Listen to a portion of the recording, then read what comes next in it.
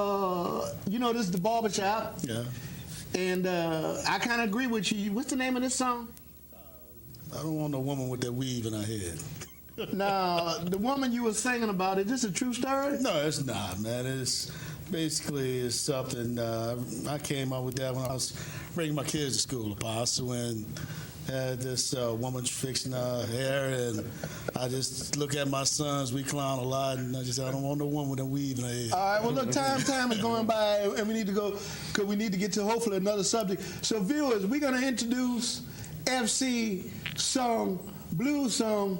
Now, you got a country one, too, called what? Never give a country girl high heel shoes. Never give a country girl high heel shoes. Now, viewers, you know I like Yahweh music and stuff, but since I got the original crew here.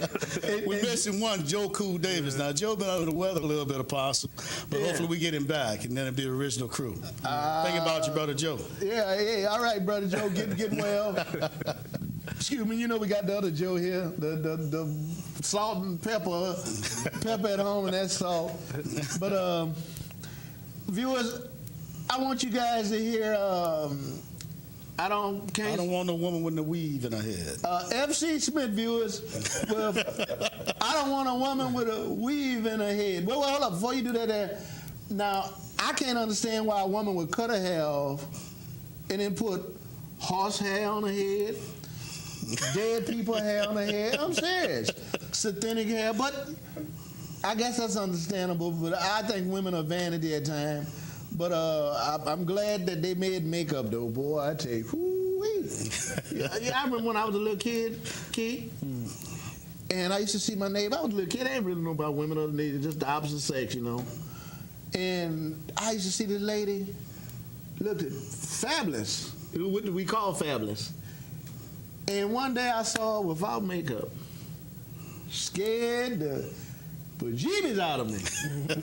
So I can understand, maybe some people need weaves in their head. The Get It Girl. Remember that one, Get It Girl? Haircut. Well, anyway, let's play that cut with FC trying his hand on at some blues. I don't want a woman with a weave in her head.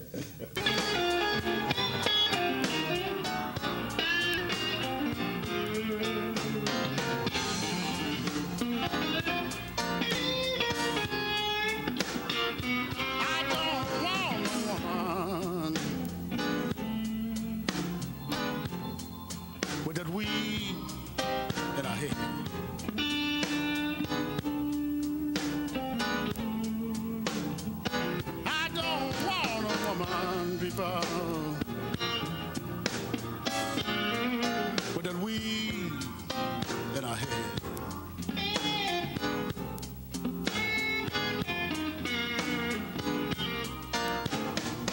I don't like no surprises when I'm making love in my woman's bed.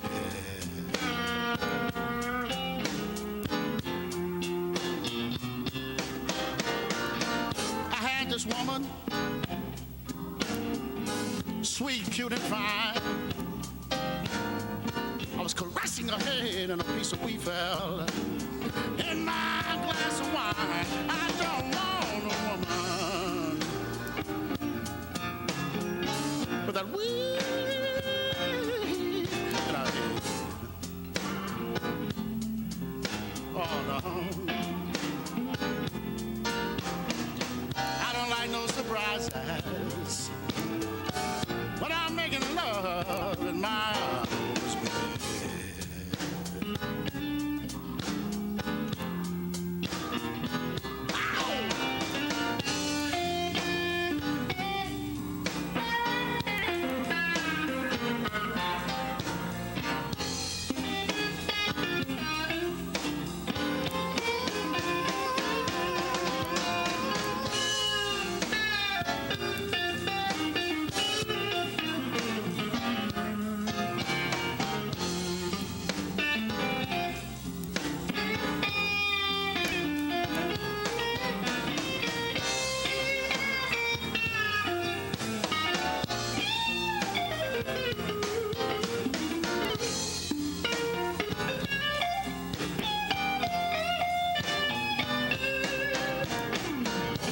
A picnic, fellas. drinks, food, man, I had it all. A strong wind blew, and all these women here were born. I don't want a woman with a wig on her head. Did you hear what I said? I don't like no surprises when I'm making love in my woman's bed.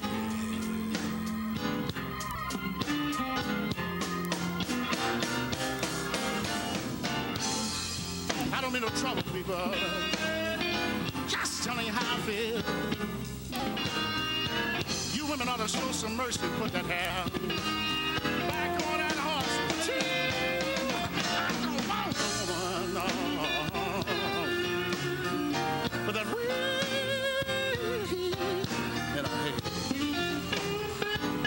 Did you hear what I said?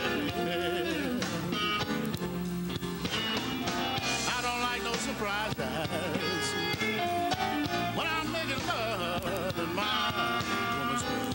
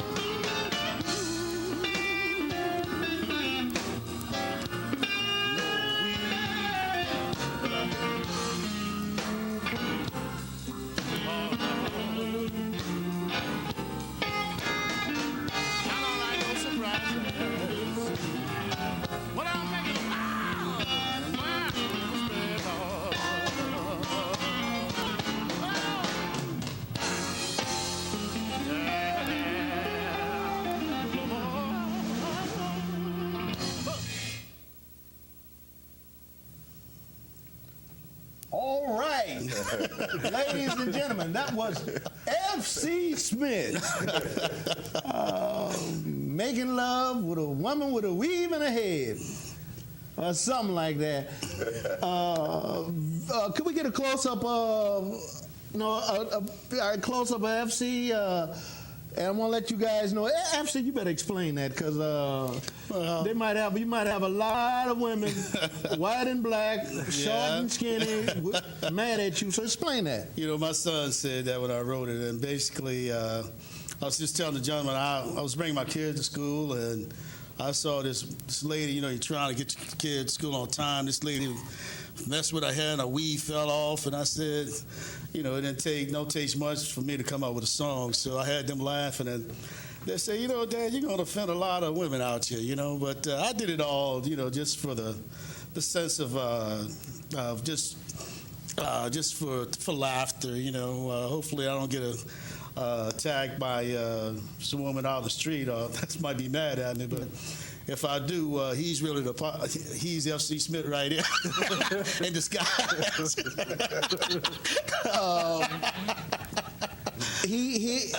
MC had a white crew, so look at Joe, because it was all white boys playing the music. I had nothing to do with it.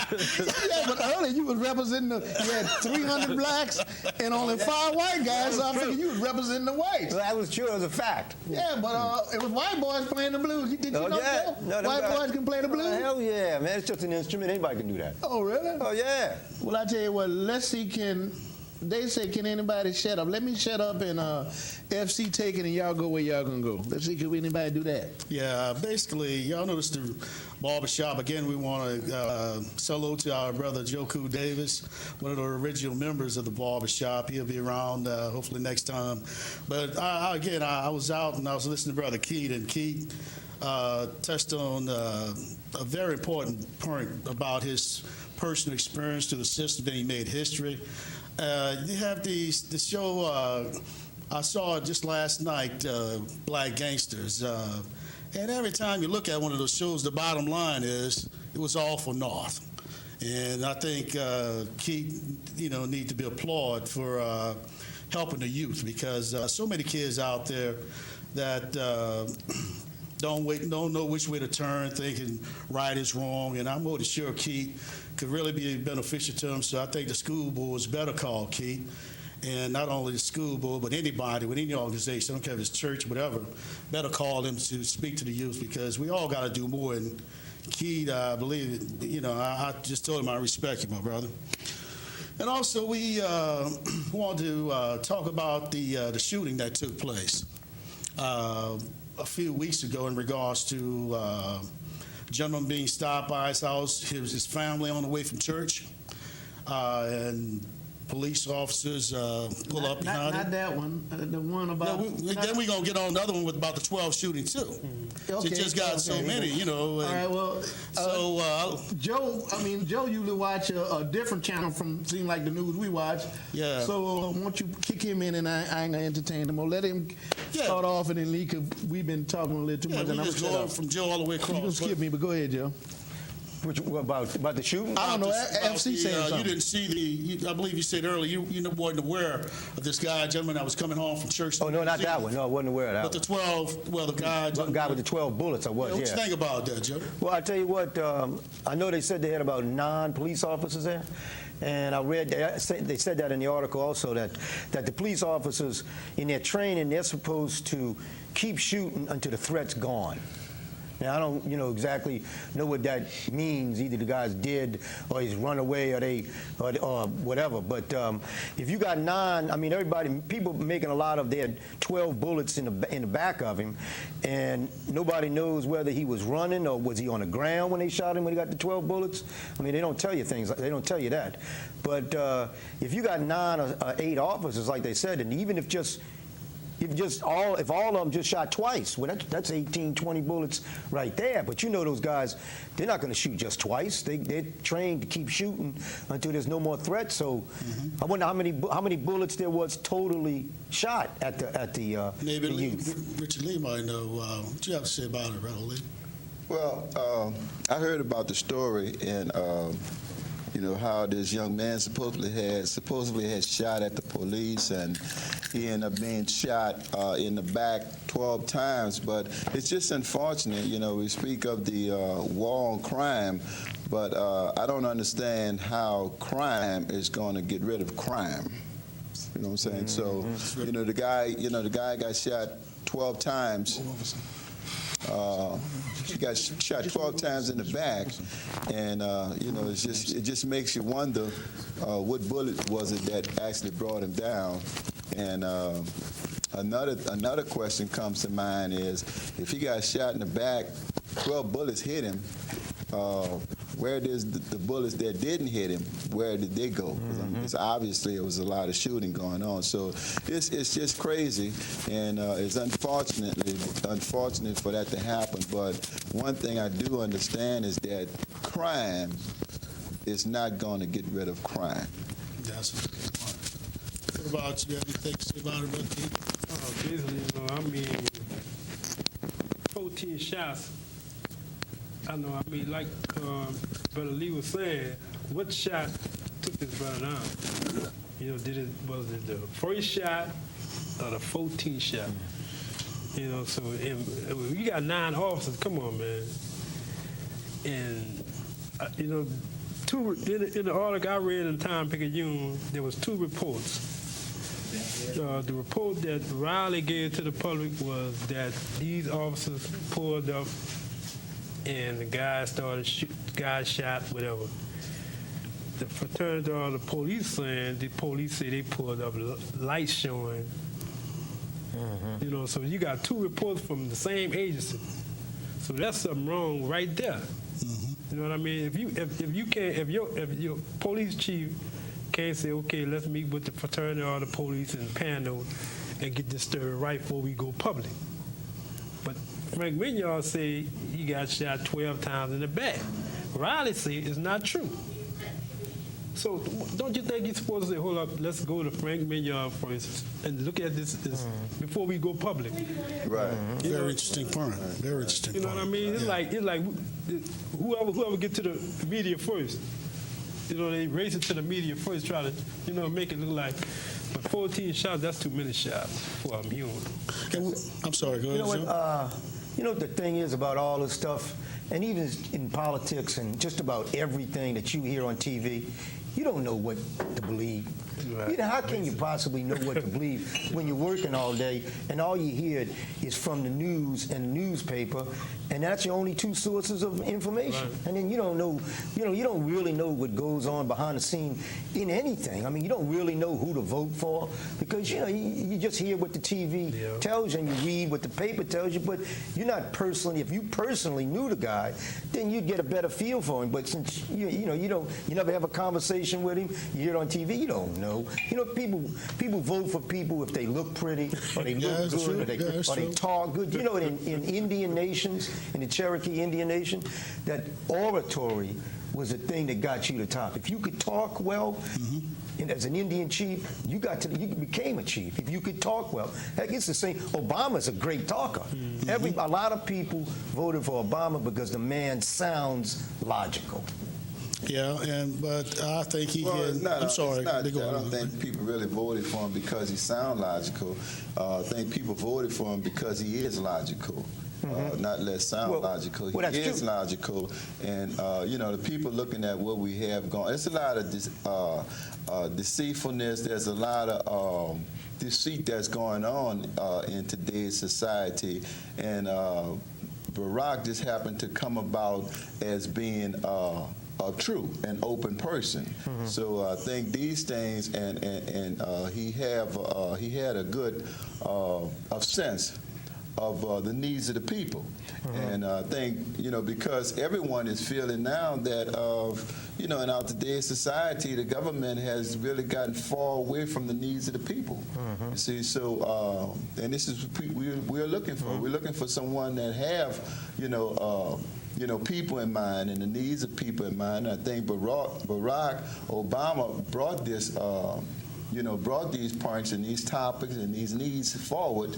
So because of this reason, and he was very clear and concise with it, because of these reasons, I think this is the reason why he's the president today. Well, I agree with you on that. But the only thing I got to say is that, given all that, do we know personally that his policies are the right ones? They sound right, but are they going to work? I don't know whether they're going to work or not. Let me say this. The presidents that we've had before Barack, they've had policies, and we didn't know whether their policies was going to work or not, but we still voted them in.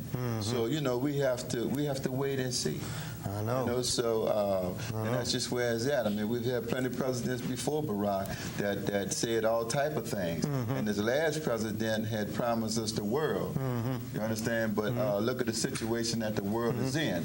Barack has promised to do some things, and I'm a believer that things that he's promised, he's going to put 110% effort towards seeing that these things materialize. I agree with you on that. But you know what qualifies what makes a politician a roofer? You know what a roofer's qualifications should be.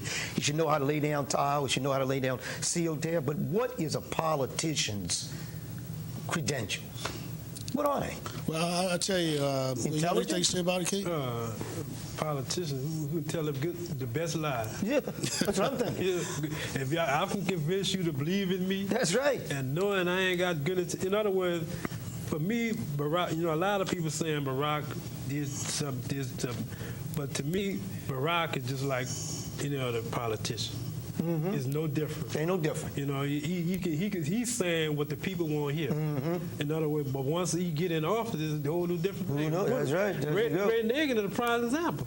He said what we wanted to hear, and he got Miss Landrieu came down to get this city. But he used Red Nagin used the race card, Chocolate City. You know, so he played on our understanding. We voted him back in, and nothing changed. So Barack is a Red Nagin amplified 10 times. And I think we just have to get away from the mentality though of what someone is going to do for you. That's one of our biggest problems. You know, we have to now. You know, we have learned that there's the government assistance is getting farther and farther away from the people. You know, so I think the people now are going to just have to come to the realization that, you know, it's time for you to decide on what direction your life is going to go in, and come into obedience and focus on what it is that you need to do, you know, for you and your family. You know, it's time to stop saying, well, what someone is going to do for us. Very good point. You know, when I look at it, you know, in regards to Keith, I hope he don't be a Ray Nagin. I ain't gonna lie. You know, we'll be in a worse situation. He have his work cut out for him. But getting back to that police situation, you know, there's some man. You know, when I heard Keith talk about Lindsey Boggs, the only thing I've ever heard about the Boggs family was good things. I remember William Jefferson was running to take a seat in Congress, but he said, "What could I say bad about her? She's a wonderful woman." And by Keith telling me what he said, I don't know William Jefferson, but Keith just made us start. You know, I always respect her, but from regards to what I heard from William Jefferson, but Lindsey Boggs is a wonderful woman, and I'm more sure there's a lot of wonderful policemen out there. But it's really necessary at this time for the police department or somebody to look into this thing and say, what's going on? Let's stop it because it's broken, need to be fixed. Well, you know, unjustifiable violence doesn't do anything but escalate the anger and the attitude of people. You know, I mean, you have policemen that not only they just, you know, not following procedures, you know, that's resulting in death of people, but it's just a harassment, you know, just basically in the city, just driving with the traffic situation and the attitudes of the police department when you're stopped. You know, when it's just a basic traffic stop, you know, you're being categorized, you know what I'm saying, because of the way you look, and it's just time out for all that, you know, because this thing is not about how you look, you know, and who you are. You know, the situation and the thing that we're actually dealing with today is good and evil. True. It's good and evil. You know what I'm saying? And they want to cover that up with with using the racism and all this type of stuff. But it boils down to good acts and evil acts that's going on. You see, so you know the police department they're not helping the situation with the crime. Not when they go out there and they do things such as this. 12 shots from the rear, you know, and it's so questionable because you actually ask yourself, well, what shot actually brought the person down? Yeah. I mean, was it the first shot, as Mr. Keith was saying, or the second shot? Or if it was the fifth shot that actually brought him down, you know, you come up with the question, well, the other 7 shots, what were they for? You see what I'm saying? So you have questionable, these questions come up when you have this type of unjustifiable shooting, and it doesn't do nothing but anger people and put more fear in people. So, you know, when the police are just stopping people, you know, you have a tendency to question, well, what's going to happen here with the police stopping me? So it's just a bad tone that's being set with this situation with these policemen acting out of procedure, you know, and being gun-ho and trigger-happy. All this doesn't help the crime. Crime, like I said earlier, crime is not going to get rid of crime. Right, good part. And also, we was talking about before I had to change it to the 12 shootings, this family coming home from church on New Year's. And the husband with his wife and kids was tasered, and the policeman his mother claimed that the policeman was choking her. You know, everything to say about that, Keith? Man, it was, when I heard it, it was like, I mean, the things that we see in our community, you know, a lot of people say, that don't really happen. You know, so when we talk about it, you know, and when somebody else come along and said, you know, it sounds like, wow, but we've been saying this all our life, you know. So now it's coming to the forefront, you know. But and at the same time, we have a police chief. I mean, people say, you know, they got some good cops. I say there are no good cops if they allow bad cops to exist. You know what I mean? Exist. Because you know, you got people say, well, I got relatives in OPD. Well, why you not arresting these bad cops? You know they got bad cops. Yeah. So when you be quiet, you're not a good cop anymore. You know, and the situation it seems to be getting out of hand because, you know, at first it used to be like communities that you used to hear about these things in, but now it's just spreading, and nobody, you know, I mean, if it stays on the track that it's going on, who will be safe? Yeah, you know, who will be safe? I mean, they call it the fraternal order of police. That's almost like, you know, that's almost like a gang. Yeah, darn right. You know, fraternal order of police. In other words, the fraternal order of police and panel, they represent these cops, bad cops. And when they do something wrong, it's like Riley would not say anything against the fraternal order of police or panel. He won't say anything. And they can get on TV and make statements that Riley would not dispute. He'd rather dispute Frank Minyard, the coroner, than to dispute fraternity order of police. This is a gang. This is a gang of people that, when the Dance of 7 was going to court, the fraternity order of police had 200 cops on Tulane and Broad supporting these people. Not saying the innocent, they're saying they was innocent before they even went to trial. So you got 200 police out there on Tulane and Broad. They're saying these cops, you know what I'm saying, we support what they do.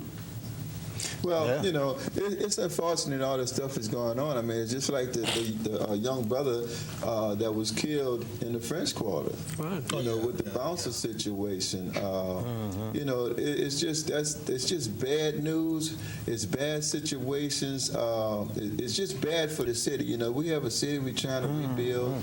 We have families wanting to come back, and we understand that they're trying to they're trying to create the city to be a tourist city. But with this type of news, is really not helping the city. Not at all. You know, we need people to kind of really look at and assess the situation that's going on here with the crime and the policemen and all the disorder, you know, and try to really focus back on correcting these problems so, you know, our city can be the city, you know, that we need it to be. Yeah, and we need it to be the best city. It definitely needs to become a more safe city. We don't want y'all thinking that we sit up here. We wish New Orleans all the best. But again, this has been the Barbershop. Appreciate all the guests for being here. And again, the brainchild of Apostle. And anybody have anything to say in closing? Yeah, in closing, I'd like to say to all the brothers behind the wall, I always wear y'all chain to represent y'all. Let